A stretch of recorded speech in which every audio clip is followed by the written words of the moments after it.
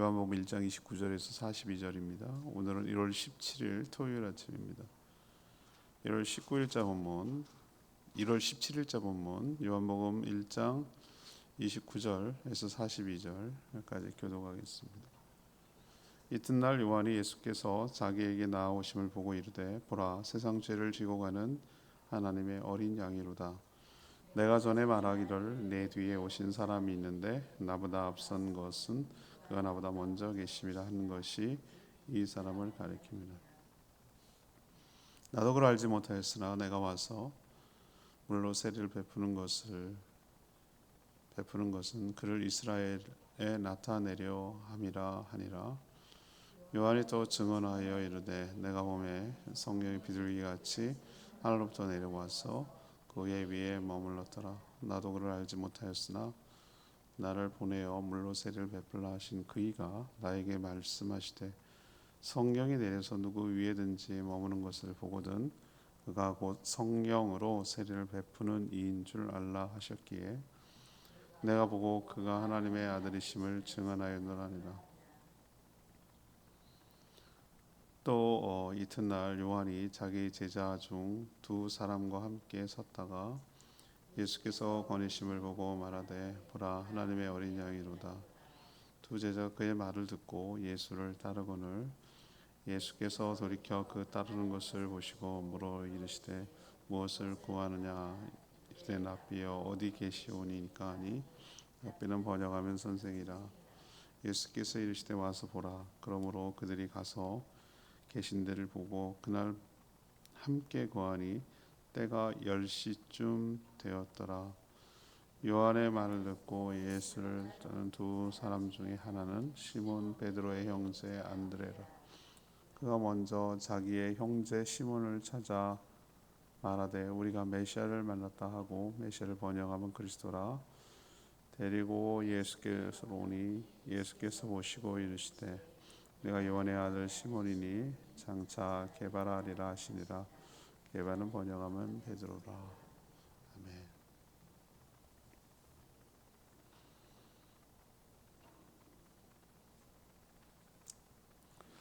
세례요한은 예수님이 자기에게 오심을 보고 세상 죄를 지고 가는 하나님의 어린 양이라고 전했습니다.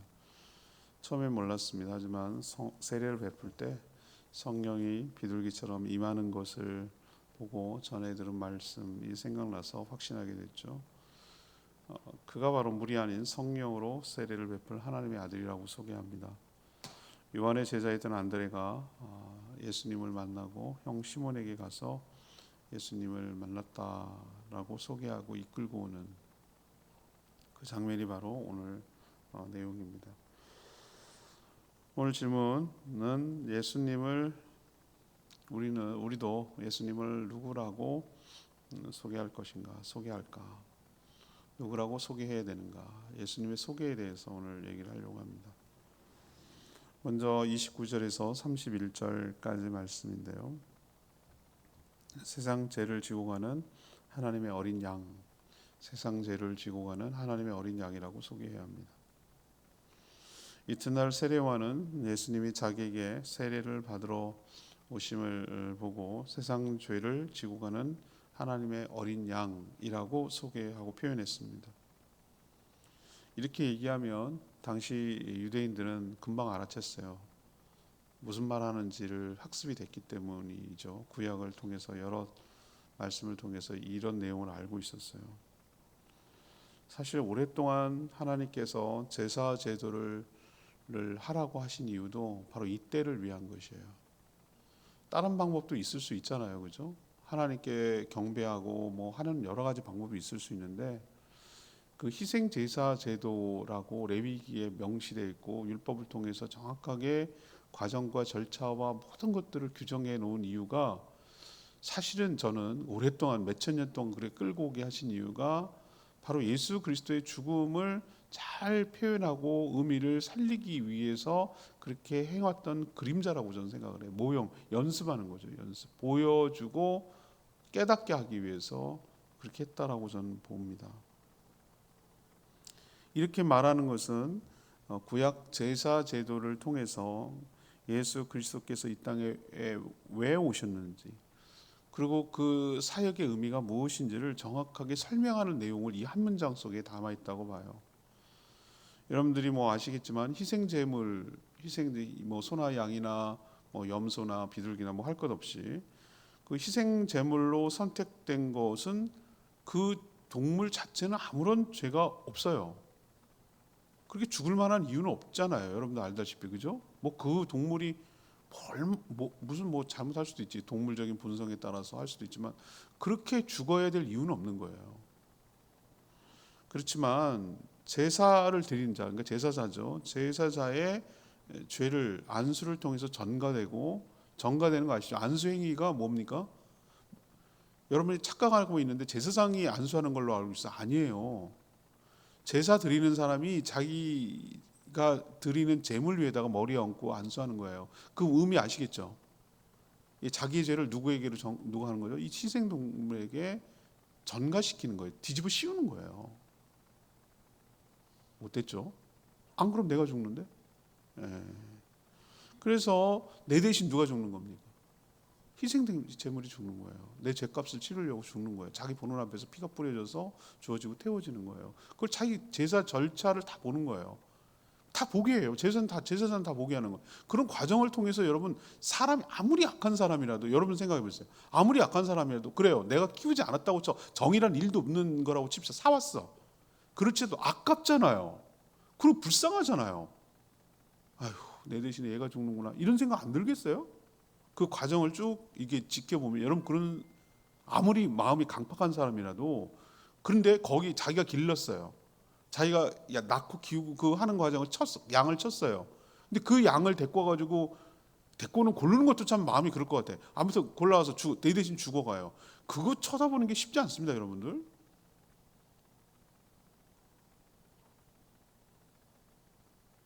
리얼하게 할까요? 우리 기르는 강아지 말이에요. 집 애완견. 네 대신 얘가 죽어야 된다. 그거 쉽지 않습니다, 여러분. 그 느낌일 거예요. 그 느낌. 그래서 이걸 갖다가 뭐라고 표현했죠? 대신 죽는 거예요. 그래서 대속이라고 표현하는 거예요. 대신 속죄하는 거죠. 대속의 죽음을 이 희생 제사를 통해서 했던 거죠. 근데 예수님이 바로 그라는 거예요. 스케일이 크죠. 동물은 동물이었을 뿐 사람은 아니었잖아요. 그래서 예수님이 어떤 의미입니까? 사람으로 온 이유가 있어요. 사람이 사람의 문제를 해결할 수 있기 때문에 대신 죽을 수 있기 그때야 효력이 발생하기 때문에 동물은 동물일 뿐이잖아요. 아니 사람이 죽었다고 내가 뭔 상관이 있어? 그게 이제 대표성의 원리거든요. 이제 로마서에서도 얘기하고 쭉 얘기했잖아요. 아담이 지은 죄가 왜 나랑 뭔 상관이 있어? 자기들이 따먹어놓고 왜 우리 보고 뭐라 그래? 이렇게 얘기할 수 있잖아요. 근데 아담은 한 개인인 동시에 누구라고요? 인류의 시조라고 전체성을 대표한다고요. 그가 지은 잘못이 우리에게 모두 다 전가되고 이어진단 말이죠. 그런 논리로 예수님의 죽음이 곧 누구의 거죠? 나의 죽음이 되는 거예요. 대표성이. 그래서 제2의 아담이라고 말하는 거거든요. 그래서 예수님은 한 사람의 죽음이 아니에요. 모든 사람, 세상 그래서 세상이에요. 세상의 죄를 그를 믿는 모든 사람의 죄를 다 희생 동물처럼 제물처럼 짊어지고 대신 죽으려고 오신 하나님의 뭐였다? 어린 양. 아주 적절한 메타포죠. 적절한 은유잖아요. 이 유대인이라면 누구라도 충분히 우리라도 충분히 이해할 수 있는 그 장면이죠. 그리고 화목제물로 드려졌죠. 그래서 세례요한은 딱 예수님을 정확하게 이 묘사로 통해서 그가 어떤 존재이고 왜 오셨고 어떤 의미가 있는지에 대해서 딱 정확하게 표현한 거예요. 보라, 세상 죄를 지고 가는 하나님의 어린 양이로다. 이 표현이 예수님을 잘 드러내고 있다고 저는 보는 거죠. 그러면서 한 수 더 떠서 세례요한이 누구보다도 먼저 계신 분이다라고 얘기해요. 그분의 존재에 대해서 얘기를 하고 있는 거예요. 사실 6개월 정도의 차이가 있습니다. 세례요한이 사가랴 엘리사벳 부부를 통해서 6개월 정도 먼저 이렇게 임신해서 태어났어요. 친척지간이죠. 엘리사벳하고 그리고 마리아는 서로 친척인 것 같아요. 어떤 관계인지는 모르겠어요. 아무튼 친척이에요. 6개월 먼저 태어났어요. 뱃속에서 뛰놀았다고 그랬거든요. 그러니까 마리아가 왔을 때 엘리사벳 뱃속에서 뛰어놀 성령이 충만해서 누가복음에 그게 잘 설명되어 있는데 그렇게 찌면 아니 요즘 뭐 5, 6월 땡볕도 더 먼저 나는 것 같고 막 생일도 따지는 사람이니까 6개월 먼저 났으면 사실 정확하게 쌍둥이도 따지는데 뭐 그럼 6개월 먼저 났으면 세례요한이 생물학적으로 보면 먼저 태어난 게 맞아요. 근데 이 세례요한은 그렇게 얘기 안 하잖아요. 저분이 먼저 태어난 정도가 아니라 먼저 계신 분이라고 그분의 존재에 대해서 얘기하는 것이죠. 세례요한이 물로 세례를 베푼 것도 바로 이 예수님이 세상 죄를 지고 간 하나님의 어린 양인 것을 나타내려고, 드러내려고, 소개하려고 하는 것이다 라고 설명하고 있어요. 그가 죽음으로써 우리가 용서를 받은 거죠. 그가 희생되었기 때문에 우리가 의롭게 됨을 얻은 것이죠. 우리도 예수 그리스도가 누구인지 세례요한처럼 정확한 인식을 갖고 알고 믿고 대하며 살아야 될 줄 압니다. 그리고 세례요한처럼 적절하게 정확하게 예수 그리스도가 누구신지를 소개하며 살아가는 저와 여러분 되기를 소망합니다. 두 번째 얘기는요. 32절에 34절 성령으로 세례를 베푸실 하나님의 아들, 성령으로 세례를 베푸실 하나님의 아들이다 라고 소개하는 거죠. 세례요한이 이렇게 처음부터 예수님을 정확하게 알아본 것은 아니었어요. 아무리 뭐 일가 친척이라도 서로 갈라져서 살았겠죠. 그리고 세례요한은 아마 출가라고 그래야 되겠죠. 가출이 아니고 해서 광야에서 살았던 것 같아요. 그죠? 그러니까 뭐 얼마나 교류가 있었는지 그건 잘 모르겠어요. 근데 처음부터 예수님을 정확하게 뭐 일가 친척 정도로 알고 있을지 모르겠지만 정확하게 알아본 것은 아니었어요. 근데 오늘 자기가 고백하잖아요. 전에 자신을 보내 누구겠어요? 하나님이시지. 하나님 콜링, 소명을 주고 사명을 준 거죠. 콜링이 또 사명이죠. 소명이 사명이죠. 예, 자신을 보내서 뭐라고 했냐? 물로 세례를 베풀어라 라고 하신 하나님께서 그 명령만 내린 것이 아니라 성령이 내려서 그 위에 머무는 것을 보거든 바로 그분이 성령으로 세례를 베푸실 분이라고 알아라 라고 얘기해 준 거예요. 이게 출처가 하나라는 얘기잖아요. 자신을 보내서 물로 세례를 베풀려고 하신 분이 누구예요? 하나님. 그분이 동시에 뭘 했던 거예요? 성령이 임할 때 머무는 것을 보거든 그분이 성령을, 그 메시아라는 얘기죠. 성령이 그 안에서 머문다는 것은. 사실 처음에는 몰랐죠. 세례를 몰랐는데 사실 세례를 받겠다고 예수님 오셨을 때 세례요한이 어떻게 했습니까? 사행했죠. 아니 당신 같은 분을 내가 어떻게 라고 했는데 재차 요청하고 그래야 하나님 뜻이 이루어진다라고 예수님 요구하자 하나님 뜻을 드러내고 이루는 것이라고 얘기하자 베풀었는데 그래야 하나님 뜻이 드러날 수 있었던 게 맞았어요. 예수님이 하는 말이 맞았어요. 그래서 순종하니까 그 뜻이 바로 예수님이 누구신지를 정확하게 아는 것이었는데 세례를 베풀자 성령이 비둘기 모양처럼 마술사가 비둘기 했다 그런 개념이 아니고 참 이거를 어떻게 설명할 길이 없네.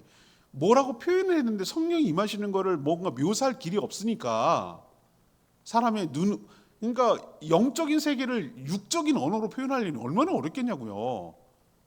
그 말 이해하시죠? 이사야가 막 천상을 바라보고 요한계시록에서 요한이 밤모섬에서 그걸 봤을 때 그거를 그냥 묘사를 하긴 했지만 우리도 뭐 어떻게 그걸 다 100% 완벽하게 하겠어요. 우리는 영상을 찍어도 제대로 잘 모를 때가 있는데 그렇죠? 근데 그 그림을 갖다가 영상을 갖다가 본 걸 가지고 이렇게 지금 있는 세계의 언어를 동원해 가지고 표현하려니 얼마나 어렵겠어요.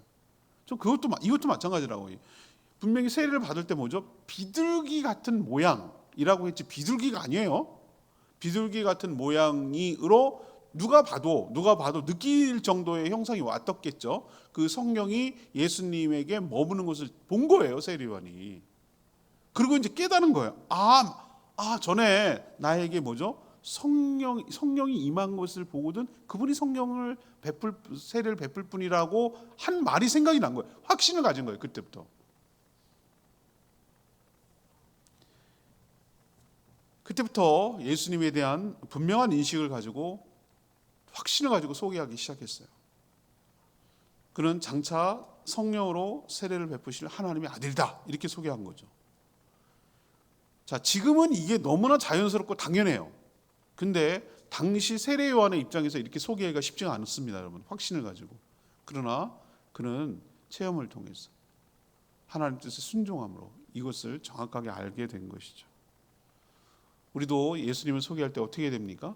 세리와 같이 확신을 가지고 소개해야 돼요. 뭐라고?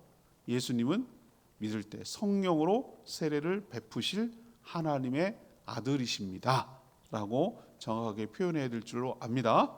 자, 성령으로 세례를 베푼다는 의미가 뭘까요? 예수 그리스도를 믿을 때 성령으로 우리에게 임하신다는 뜻이에요. 제 말 이해하시겠어요? 오순절처럼 여러분 그 교단의 차이가 좀 있는데 나는 그 굉장히 비판적, 그 부분에 있어서 순복음이 비판적이에요. 성령 세례는 한 번이에요, 한 번. 성령 충만과 성령 세례를 자꾸 헷갈려서 그렇게 표현 쓰는 거예요. 예수 그리스도를 믿을 때 아시겠어요? 예수 그리스도 성령 세례와 물 세례가 어느 게 먼저입니까? 가짜로 먼저 물 세례를 줄 수도 있어요. 그러면 물 세례가 먼저일 수도 있어요. 안 믿는데 성령을 받지도 않고 믿지도 않았는데 물 세례부터 받는 경우도 있어요.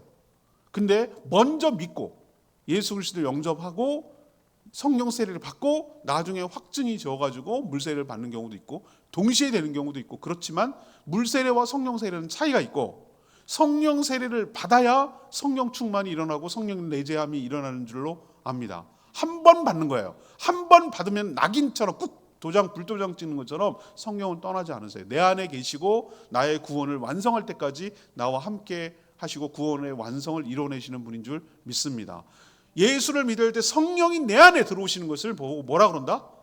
성령을 받는다 말하는 거예요. 근데 성령을 세례를 주는 주체가 누구다? 예수 그리스도를 통해서 예수를 통하여 우리가 세례를 받는 줄 믿습니다. 이거를 확실하게 전해야 된단 말이에요. 소개한다. 세 번째 35절에서 42절 우리를 죄악에서 구원하여 주신 그리스도시다. 우리를 죄악에서 구원하여 주실 그리스도시다. 지금 생각하니까 오늘 말씀을 내일 주일 설교로 해도 될 것 같다라는 생각이 살짝 드네요. 그런데 이미 다 끝난 얘기고 아무튼 비슷한 얘기입니다. 세 번째는 우리를 죄악에서 구원하여 주실 그리스도시다. 우리를 죄악에서 구원하여 주실 그리스도시다. 이것이 바로 소개해야 될 내용이에요. 세례요한에게도 제자들이 있었어요. 세례요한이 예수님을 보자 하나님의 어린 양이라고 말했어요. 같이 두 명 있던 제자 두 명이 그 말을 들었어요. 그 말을 듣고 예수님을 따르기 시작하는 거예요. 참 씁쓸했을 거라고 생각이 들어요. 저는 세례요한 입장에서 이렇게 세례요한은 끝까지 자신의 사명을 다한 거죠. 소개하고 그에게 인도하는 걸로. 근데 그 중에 한 명이 누구였죠? 세례요한의 제자였어요. 그래서 나중에 예수님의 제자가 된 사람인데 그 중에 한 명, 두 명 중에 한 명이 안드레였어요. 안드레가 시작점입니다. 우리 많은 사람들이 베드로가 시작점이고 요한이 시작점인 줄 아는데 아니에요. 제가 보니까 안드레가 아주 공식적으로는 안드레가 시작점이에요. 예수님의 누구의 제자였다가 세례요한의 제자였다가 예수님의 제자로 넘어간 케이스예요. 그래서 그 뒤로 따라요. 그래 따른데 이제 반신반의 있겠지. 자기 스승의 말만 듣고 따르니까 예수님 뭐라고 그랬어요? 무엇을 구하느냐? 네가 뭘 원하느냐? 나한테 뭘 원하느냐? 그랬더니 뭐라고 그래요? 랍비여 선생님 어디 계십니까? 라고 말하는 얘기는 주님이 어디 계신지를 내가 주님의 제자가 되고 싶습니다 라는 의미잖아요. 그죠? 그래서 한동안 거기서 머뭅니다. 19절에 그러면 예수님이 그걸 승인해 줘요. 오케이 해주는 거예요. 와서 봐라 라고 얘기하는 거죠. 그래 내가 너를 제자로 받아줄게 날 따라오너라 이런 의미예요. 그죠? 허락했다는 얘기잖아요. 와서 봐라. 그러니까 그들이 가서 계신 데를 보고 그날 밤에 거했다고 그랬어요. 그날 함께 거했다고 그랬어요. 그게 10시쯤 됐다고 그랬어요. 이제 가서 보고 지켜보고 해보니 지내보니 확신이 든 거예요. 이분 맞네. 세례요한이 말하는 게 맞네. 세상 죄를 지고 가는 하나님의 아들이라는 말이 맞구나 라는 확신이 이제 생긴 거예요. 자, 그러면은 그렇게 끝나지 않았어요. 제일 먼저 생각나는 게 누굽니까? 자기 형. 그래서 자신의 형이 누구? 시몬, 나중에 베드로죠. 시몬한테 가요. 그때 시몬은 없었던 모양이에요. 같이 시몬한테 가갖고 뭐라고 그러냐면은 이런 얘기를 해요. 형, 우리가 메시아를 만났어 라고 얘기하는 거예요. 메시아를 번역은 뭐라고요? 그리스도, 메시아나 그리스도랑 같아. 메시아는 히브리어 말이고 그리스도는 당시 로마가 통치하던 그때 썼던 말 헬라어예요. 그러니까 그 말이 그 말이에요. 같은 말인데 아무튼 번역하면이라고 표현해놨잖아요. 친절하게. 그래서 우리가 메시아를 만났어. 그렇게 바로 우리가 구약에 그렇게 선지자들이 예언했던 바로 그분을 우리가 만났어라고 하는 거예요. 그러자 궁금하기도 하잖아요. 그죠? 동생이 만났다는 뭐 그런 소리 하고 있어. 이렇게 무시할 수는 없잖아요. 메시아를 만났다는데 얘가 도대체 와가지고 뭐라 그러는 거야? 그래갖고 갔죠. 근데 예수님이 제자를 컨택하는 장면을 보세요. 이 뒤에도 한 명 더 나오는데 나다나엘도 그런데 오자마자 뭐라 그래요? 네가 요한의 아들 시몬이구나. 예수님 참 멋진 것 같아요. 우리 보면은 용하다는 이게 예수님을 감히 그렇게 비교하는 게 좀 그렇다는데 용하다는 점집에 가보면 무릎팍도사라고 무릎팍 옛날에 무릎팍도사지 무릎팍도사 무릎이 탁 닿기도 전에 척 하면 알아맞추는. 근데 내가 보니까 뒤에 이 무당들 다 시와 비즈니스인데 뒤에서 막 상담해요. 상담 앞에서 설레발치고 막 뭐 이렇게 뭐 다 한 게 다 들어가 다. 대충 알아. 그리고 뭐 때문에 왔는지 이 나이에 이 시간에 이 나이에 행색을 보고 뭘 보면 탁 보면 나도 알겠다 그거는. 그 시기 무슨 문제가 생겼겠냐고요. 그 시간에 찾아오는 사람이 뭐겠냐고요. 그 나이 때의 문제가 뭐겠냐고요. 한마디 하면 다 척이지. 그걸 모르겠어요? 왜 점을 찾겠어요? 여러분 점 찾는 사람 뭘 공통점이 뭐 있을 것 같아? 남편 속썩이고 남편 사업자 남편 외도하고 자식 잘 되고 자식 결혼 뭐 이런 문제 아니에요? 건강 문제고 뻔하지 뭐. 그걸 또 뭐 용하다고 또 어쩌고 저쩌고. 아무튼 그런데 사람을 상대방을 압도하는 뭔가 있어요. 예수님이 그분이 신이라는 게 느껴지는 게 이거예요. 탁 이렇게 찝어내잖아요. 뭐라고 하죠? 요한의 아들 시몬이니 장차 뭐가 되리라? 와, 이거는 대단한 예언이고 축복이잖아요. 네가 장차 뭐가 되리라? 개발한 얘기는 돌덩이가 아니라 반석. 좋은 말 있잖아요. 반석이 될 거야. 넌 지금 시몬으로 나한테 오지만 넌 장차 뭐가 될 거야? 나와 함께 제자가 되어서 교회를 세우는 고백을 하는 반석 같은 존재가 될 거야 라고 불러주시잖아요. 이 얘기는 제자로 삼아주시고 크게 쓰시겠다는 얘기예요. 자, 안드레는 처음에는 스승인 세례 요한의 말을 듣고 갔어요. 근데 예수님과 함께 머물면서 누구인 걸 알았죠? 메시아, 그리스도이라는 것을 안 거예요. 그리고 형한테 소개하는 거예요.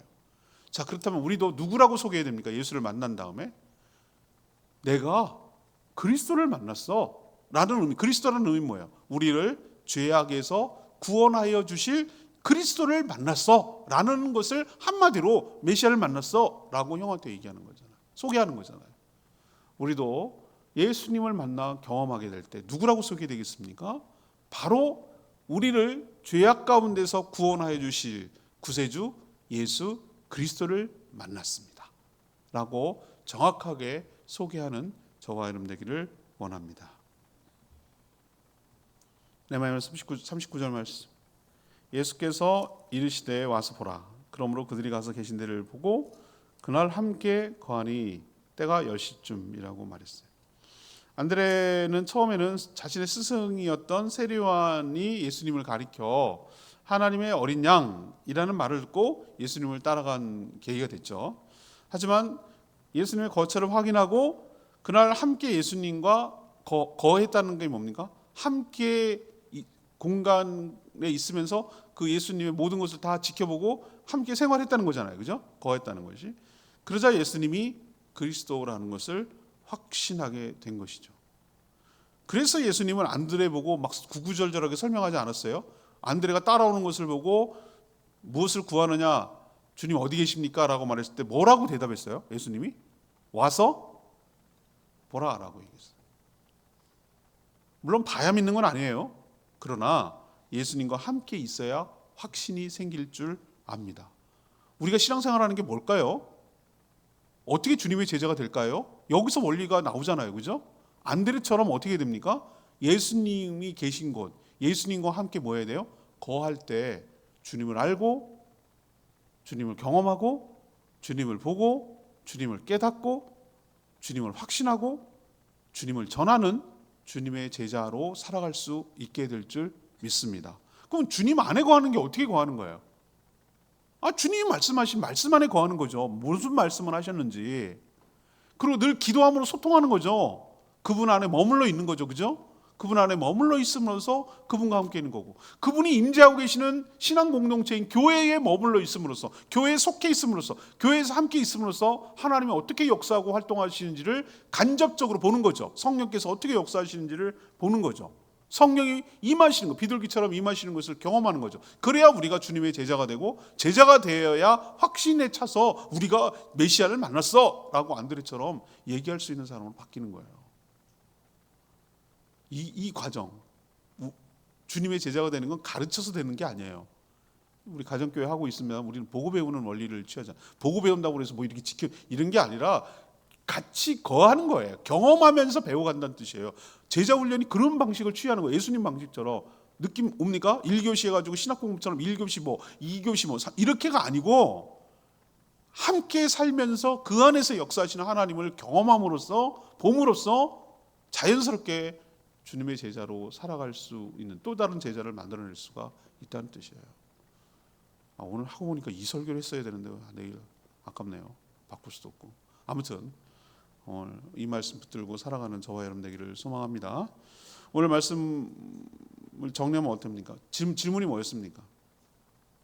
우리도 우리에게 적용하자면 우리도 어떻게 예수님 누구라고 소개할까요? 이렇게 정리해 봅시다. 그럼 첫 번째는 뭐예요? 세상 죄를 지고 가는 하나님의 어린 양이라고 소개해야 되고, 두 번째는 성령으로 세례를 베푸신 하나님의 아들이라고 해야 되고, 세 번째는 우리를 죄악에서 구원하여 주실 그리스도라고 소개하며 살아가는 저와 여러분 되기를 원합니다.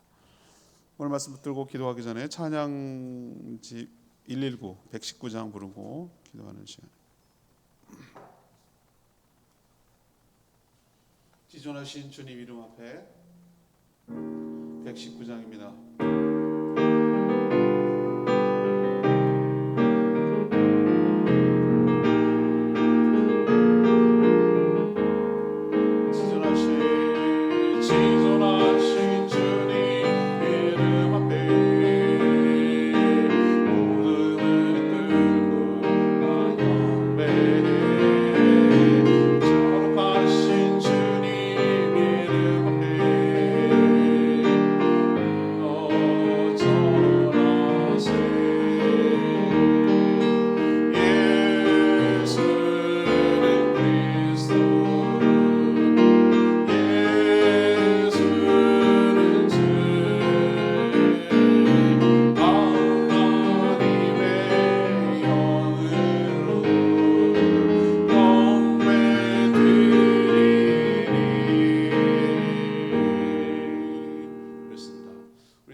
정확한 인식이 있어야 전할 수 있겠죠, 그죠?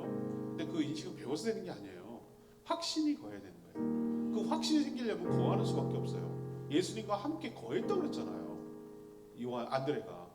그러니까 우리도 그렇게 거할 때 하나님과 함께 할 때, 함께 머물러 있을 때 확신이 생기고, 확신에 차서 분명하게 전하게 될 줄 압니다. 그리고 세례요한은 어떻게 확신했다고 그랬죠? 자기에게 소명을 주신 그분이 말씀을 보고, 직접 실현되는 걸 보고 확신해 한 거예요. 비둘기처럼 되는 거예요. 우리도 말씀의 근거에서 확신을 가지고 살아가고, 예수님을 정확하게 소개하며 살아가는 저희들 되게 되라고 주의 외침에 기도합니다. 주의 하나님,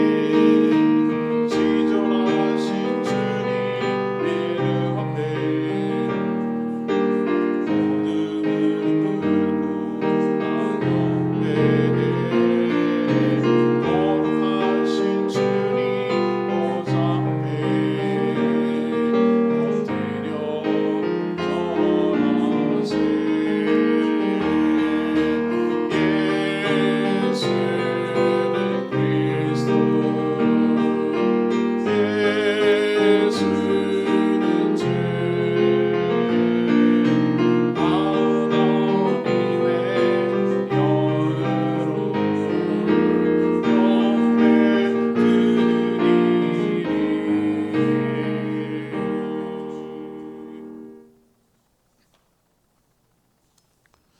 하나님, 저희도 예수님이 누구신지 정확하게 알고 고백하며 소개하게 하여 주시옵소서.